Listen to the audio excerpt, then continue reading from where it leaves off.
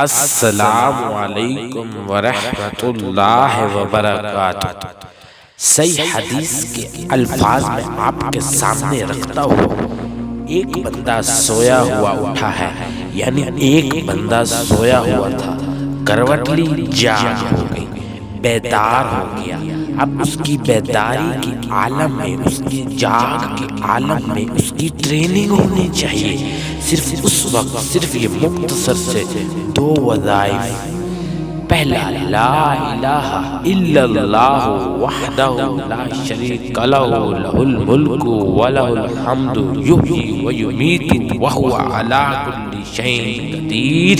دوسرا، سبحان اللہ والحمد للہ ولا الہ الا اللہ واللہ اکبر ولا حول ولا قوت الا باللہ العلی العظیم۔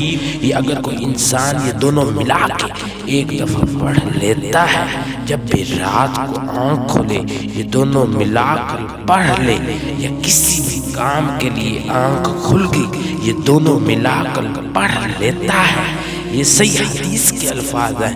یہ پڑھنے کے بعد اللہ تعالیٰ سے جو بھی دعا مانگے گا قبول ہوگی۔